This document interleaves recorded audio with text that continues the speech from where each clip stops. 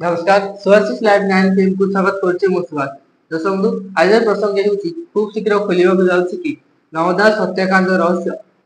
BJP सरकार जो तदंत हेउछि सेथिरे नवदास को प्रकृत हत्याकारी किए ता जणा पड़िबो कि ए प्रश्न पर अधिक आलोचना करबा हम सहित अछंती बीजेपी जीवन दासुत प्रदीप राजन। सर आपको स्वागत करछि। सर कोन कहिबे खूब शीघ्र खोलिबाक जाउछि कि नवदास हत्याकांड रहस्य।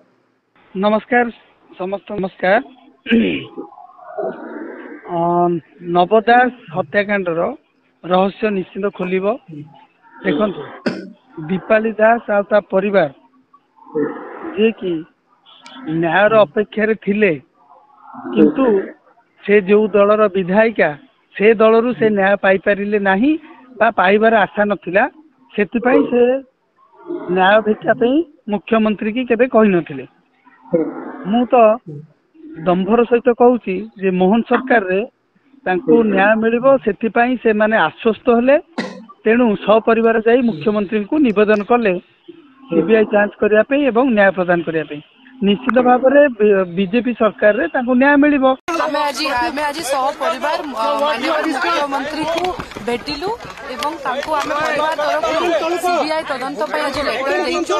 हमर पूरा विश्वास अछि एवं आशा अछि जे माननीय मुख्यमंत्री निरपेक्ष हिसाब रे ए तदंत को आगु बढ़ाइबे। We have given a CBI investigation letter. आज आमे माननीय मुख्यमंत्री को भेटिलु सपरिवार एवं परिवार तरफ तांको सीबीआई लेटर पाई आमे देइछु। सीबीआई इन्वेस्टिगेशन करबा पाई मुख्यमंत्री कहिसंती एवं विश्वास दिलेसंती जे आगामी दिन रे बापांकर तदंत को से निश्चित भाव विचार करिवे एवं निरपेक्ष हिसाब रे तदंत को आगु बढ़ाइबे। पुणी थरे तांको केस को रीओपन करा जायछि एवं सब जिनस तन तन करी जांच करा जाउछि।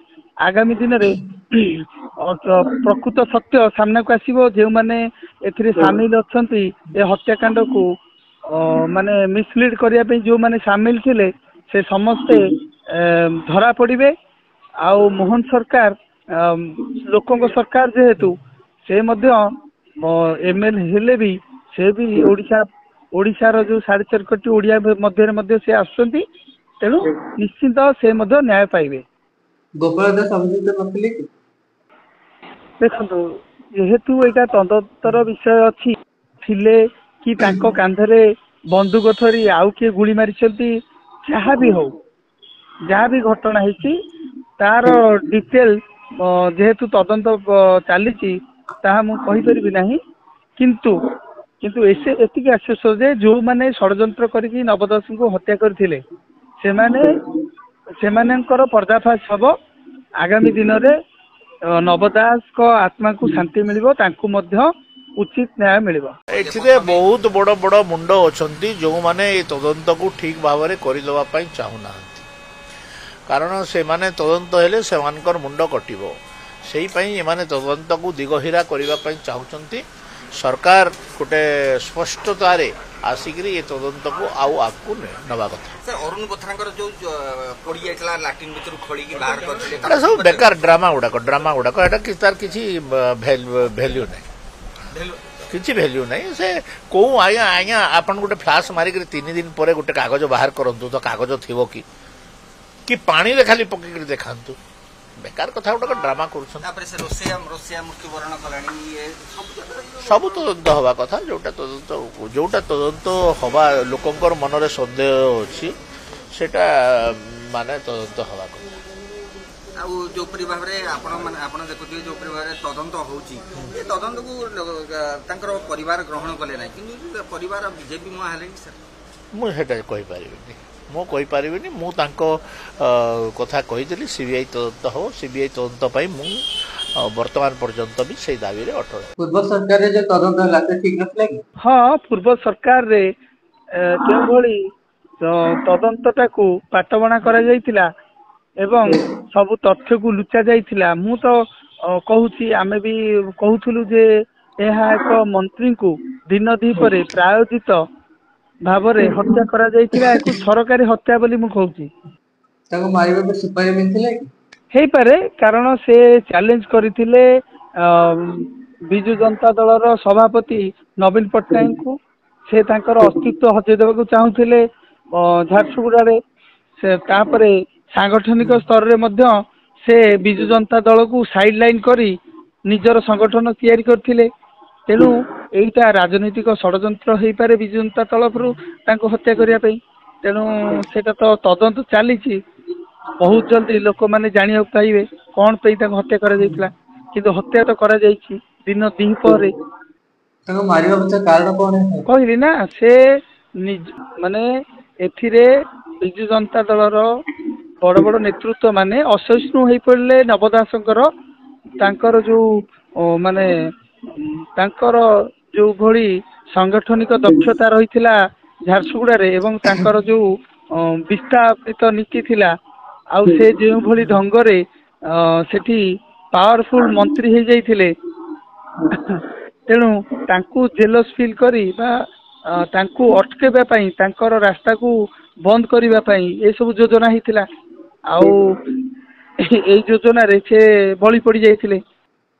दीपाली दास मते मुख्यमंत्री चिट्ठी लिखिथिले से विषय कोन कहबो? देखो Dipali Das she is less माने less politician she is fickle minded person I think कारण से विधायक हेले टिकेट नेले विधायक हेले से दल को एते टेकिले से दल तांकू किंतु तांको बापा को न्याय दे पाइलानी जहा से बे हृदयंगम कले जे सेते बेले तांकर स्वार्थ थिला से टिकेट नेबे एमएलटी हेबे एबे जेते तांको स्वार्थटा पळे सरी गला एबे से ताकू सीबीआई तदंत करा जाऊ बोली से दाबी करछन्ते। आगरु काहेकि करनथिले ए प्रश्न आपण तांको पचारि परिबे जे आगरु काहेकि से सीबीआई तदंत पई कहि नथिले आगरु काहे तांको बापांको न्याय मिलु बोली दाबी करनथिले धारणा रे बसी नथिले आंदोलन करनथिले ताको परिवार केबे मुख्यमंत्री को एकत्रित होई जाई कि एई भली दाबी पत्र प्रदान करनथिले